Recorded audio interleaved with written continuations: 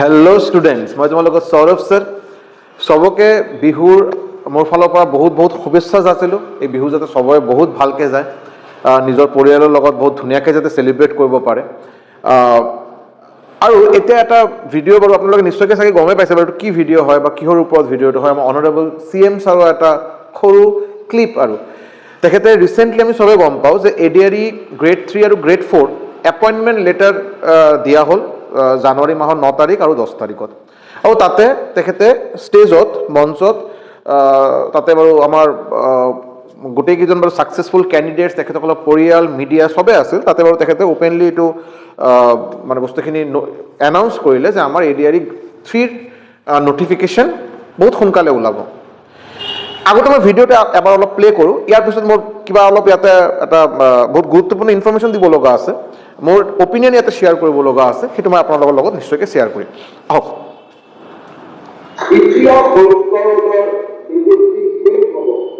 আৰু নিশ্চিতভাৱে পৰৱৰ্তী সময়ত ADRE তৃতীয় সংস্কৰণৰ নিযুক্তি প্ৰক্ৰিয়াও আমি আৰম্ভ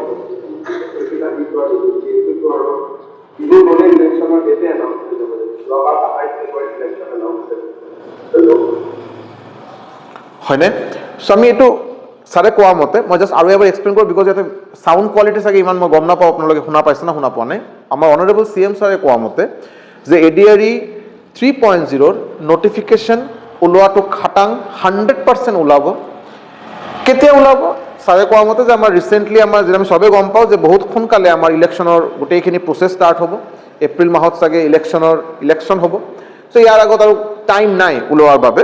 চ' বাট আফটাৰ ইলেকশ্যন হোৱাৰ লগে লগে আমাৰ ADRE গ্ৰেড 3 বা ADRE গ্ৰেড 3 গ্ৰেড 4 মানে ADRE 3.0 নটিফিকেশ্যন আমি পাই যাম।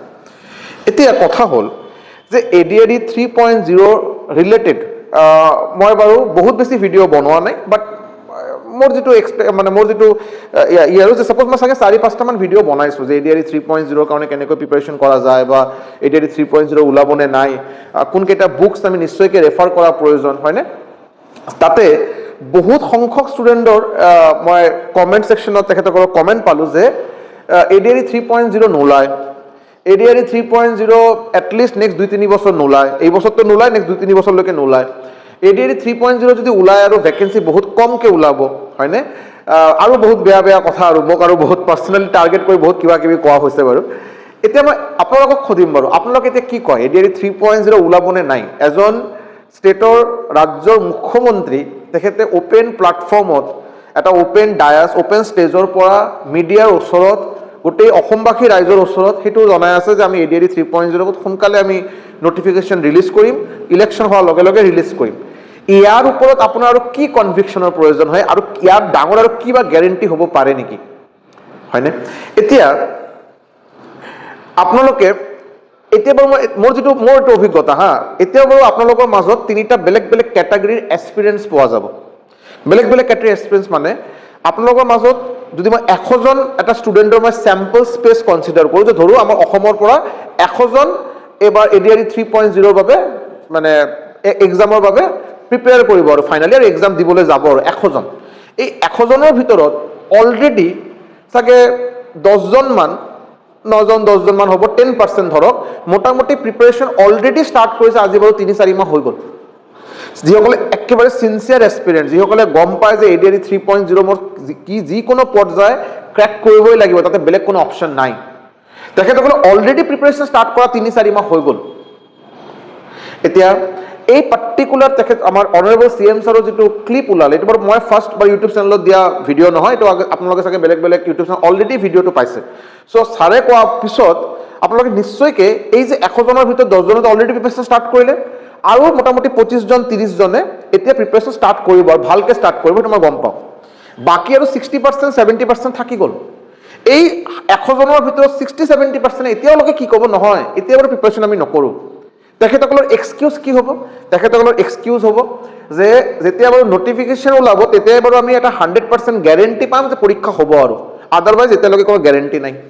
তেখেতসকলে এইটো ক'ব যে নহয় বাৰু এতিয়াতো অসম আমাৰ আৰক্ষী মানে আছাম পুলিচৰ অলৰেডি নটিফিকেশ্যন ওলালে আমি এতিয়া আছাম পুলিচৰ বাবে অকল প্ৰিপেৰেশ্যন কৰিম বহুতে ক'ব নহয় ছাৰ ৰেলৱেজৰ এতিয়া ভালকৈ ভেকেঞ্চি ওলাই আছে ৰেলৱেজৰ এতিয়া গ্ৰুপ ডি RRB NTPC ভালকৈ এতিয়া নটিফিকেশ্যন ওলাই আছে ৰেগুলাৰলি ওলাই আছে আমি চাব পাৰোঁ তো আমি এতিয়া ৰেলৱেজৰ কাৰণে প্ৰিপেৰেশ্যন কৰিম বিকজ ৰেলৱেজ হোৱাটো পৰীক্ষা হোৱাটো খাটাং আৰু আছাম পুলিচ যিহেতু এইটো অলৰেডি নটিফিকেশ্যন ওলাইছে পৰীক্ষা হোৱাটো কনফাৰ্ম ADRE 3.0 এতিয়া কনফাৰ্ম নহয় চ' মই ইয়াতে দুটা কথা ক'ম চ' দুটা কথা মানে মই দুটা কেটেগৰী ষ্টুডেণ্ট মই আপোনাক কৈ আছোঁ যিসকলে এতিয়া প্ৰিপেৰেশ্যন ষ্টাৰ্ট নকৰে বা এতিয়া প্ৰিপেৰেশ্যন ADRE বাবে প্ৰিপেৰেশ্যন ষ্টাৰ্ট নকৰে বুলি ক'ব আৰু ইয়াৰ মাজত আকৌ দুটা কেটেগৰী আছে কেনেকৈ ইয়াৰ ভিতৰত যিসকলে ক'ব যে ছাৰ মই আছাম পুলিচৰ বাবে প্ৰিপেৰেশ্যন কৰিব বিচাৰোঁ ADRE কাৰণে এতিয়া নহয় বিকজ গেৰেণ্টি নাই আৰু পিছত দেখা যাব মই এতিয়া ৰেলৱেজৰ কাৰণে প্ৰিপেৰেশ্যন কৰিম ADRE বাবে নহয় চ' তেখেতসকলৰ কাৰণে মই এই পাৰ্টিকুলাৰ ভিডিঅ'ত বহুত বেছি ক'ব নাযাওঁ বিকজ তেখেতসকলৰ কাৰণে স্পেচিফিকেলি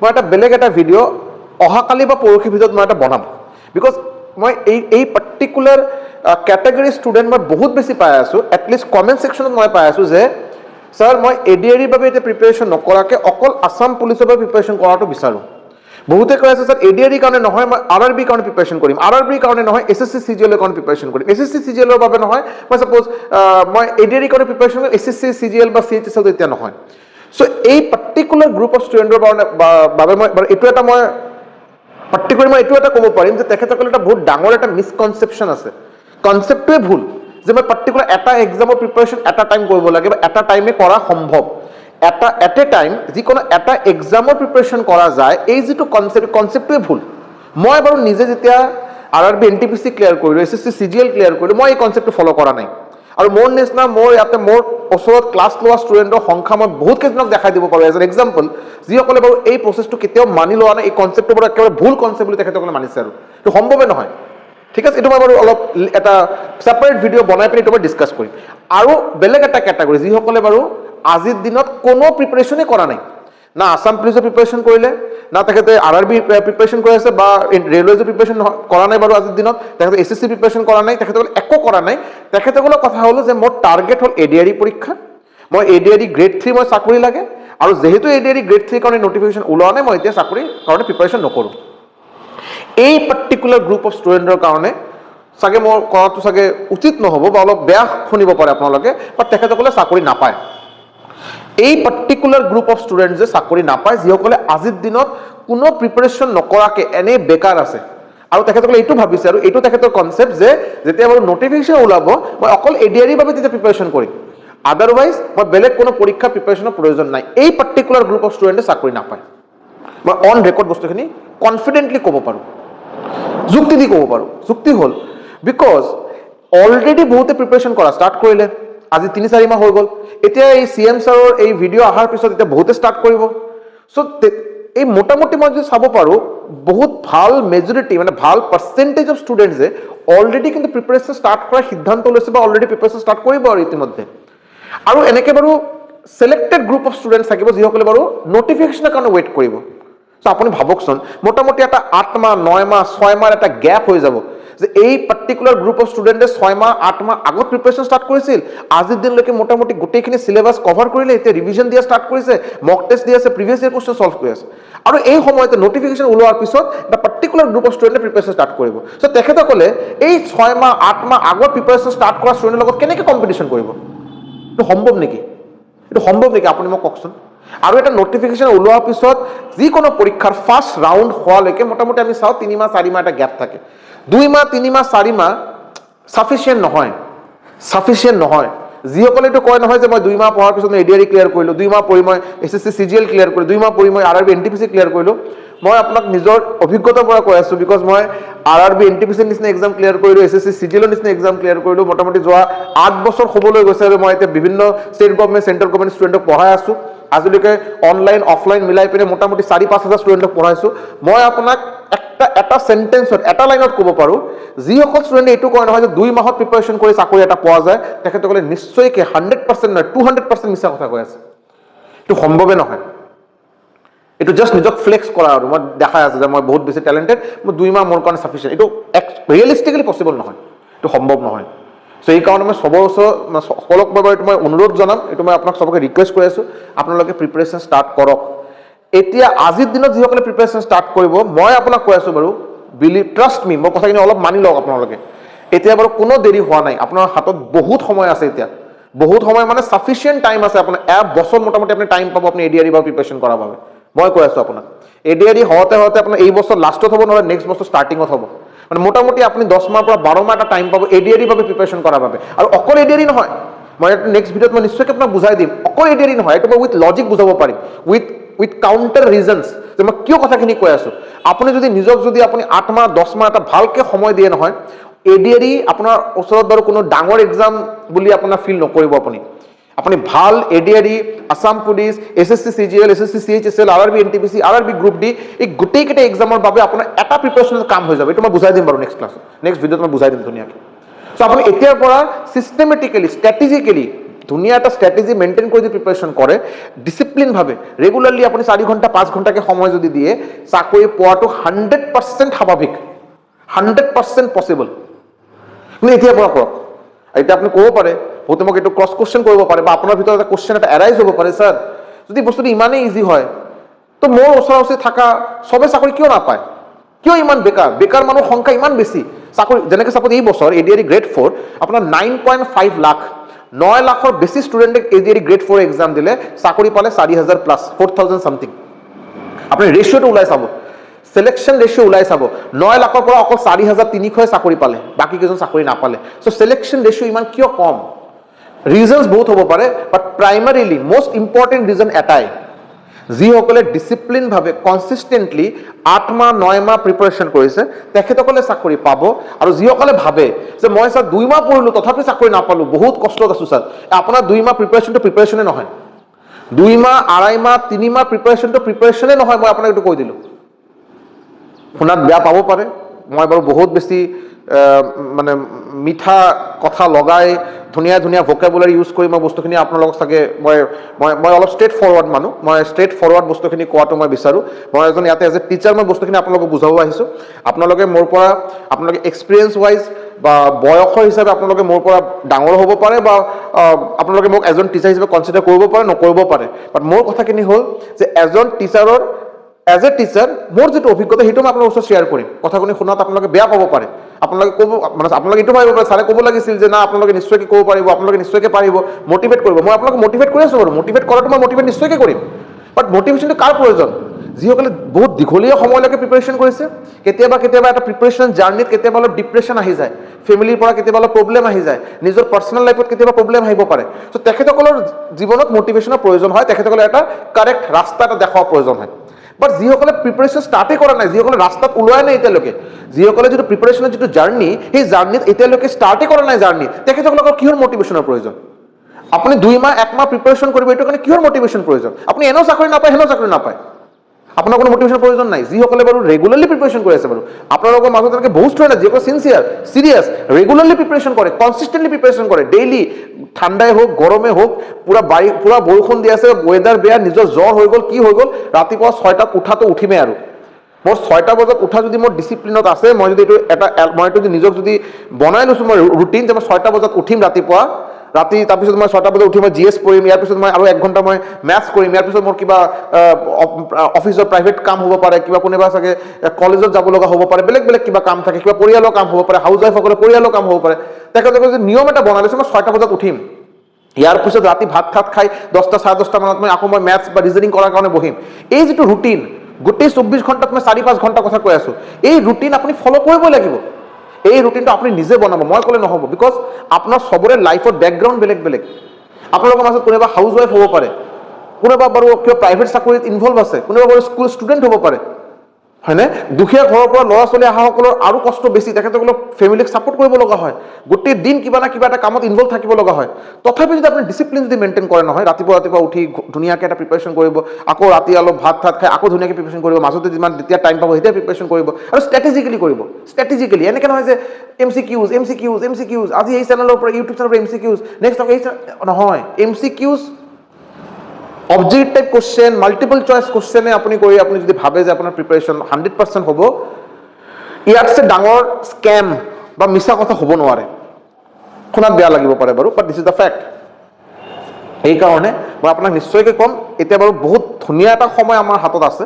যদি আপুনি এডিআৰিৰ বাবে আৰু লগতে এডিআৰ লগে লগে আৰু 2-4মান ষ্টেট গভৰ্ণমেণ্টৰ এক্সাম আৰু এইফালে SSC MTS, SSC CHSL, RRB group ডিৰ বাবে প্ৰিপাৰেশ্যন কৰিব বিচাৰে, এতিয়াৰ পৰা যদি প্ৰিপাৰেশ্যন কৰে, এটা ধুনীয়া এটা দীঘলীয়া এটা সময় পাব আপুনি। ধুনীয়াকৈ আপুনি চাব যে এটা নহয় গোটেইকেইটা চাকৰি প্ৰিপাৰেশ্যন একেলগে কৰা যাব। সেইটো মই আপোনাক নেক্সট ভিডিঅ'ত শিকাই দিম বা বুজাই দিম কথাখিনি। তেতিয়াৰ পৰা প্লিজ প্ৰিপাৰেশ্যন ষ্টাৰ্ট কৰক। আৰু যদি আপোনালোকৰ মাজত কোনোবা ভাবে যে গাইডেন্সৰ প্ৰয়োজন, যে এটা কমন প্লেটফৰ্মত এটা ঠাইত গোটেই বস্তু যদি পোৱা যায়, মোৰ কাম হ'ব খালি যিটো মই কণ্টেণ্ট দিয়া হ'ব এইটো মই খালি পঢ়িম, এইটো মই খালি প্ৰেক্টিছ কৰিম, এইটো খালি ৰিভিজন দিম।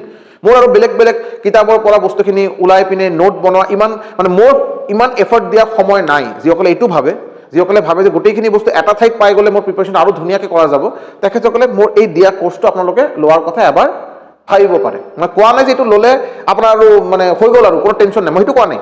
মোৰ নিচিনা কোৰ্চ দিয়া মোৰ নিচিনা কোৰ্চ থাকে, ইয়াতছে চাগে ভাল কোৰ্চ বা ইয়াতছে ভাল কণ্টেণ্ট দিয়া আমাৰ অসমত টিচাৰ বহুত কেইজন আছে।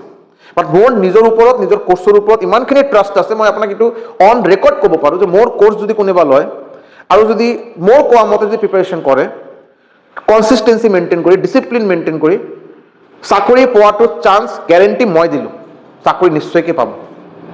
এইটো গেৰেণ্টি মোৰ থাকিল। যদি কিবা কনফিউজন থাকে, কিবা কোৰ্চ লৈ কিবা ডিটেইলছ যদি জানিব লগা থাকে, এই নম্বৰত 6900578215 6900578215 এই নম্বৰত কণ্টেক্ট কৰিব। নিশ্চয়কৈ মই আকৌ ডিটেইলছত আপোনালোকক বুজাই দিব পাৰিম। এই নম্বৰত হোৱাটছএপ কৰি ল'ব, মই ডিটেইলছত বুজাই দিম।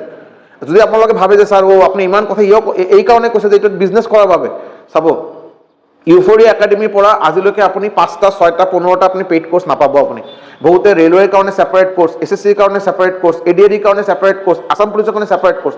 মই ইউফৰিয়া একাডেমীৰ পৰা আজিলৈকে এটাই কোৰ্চ লঞ্চ কৰিছোঁ, এটাই কোৰ্চ, অকল এটা কোৰ্চে লঞ্চ কৰা হৈছে, এই কোৰ্চটো। বেলেগ কোনো কোৰ্চ মই আজিলৈকে লঞ্চ কৰাই নাই। যদি মই পইচা আৰ্ণ কৰাত যদি মোৰ টেণ্ডেঞ্চি থাকিলেহেঁতেন, মোৰ ইমানখিনি আজিৰ দিনত মোৰ ইমানখিনি কি ক'ম বাৰু, যোগ্যতা আৰু কেপাবিলিটি আছে, মই আৰু 5জন টিচাৰক লৈ পিনে মই ধুনীয়াকৈ ডিজাইন কৰি মই কোৰ্চ লঞ্চ কৰিব পাৰিলোহেঁতেন। যিটো বাৰু আজিৰ দিনত বহুত ভাল ভাল ইউটিউব চেনেল বা বহুত ডাঙৰ ডাঙৰ ইউটিউব চেনেলে কৰে আৰু। বাট মই এইটো কেতিয়াও টেণ্ডেঞ্চিয়ে নাছিল।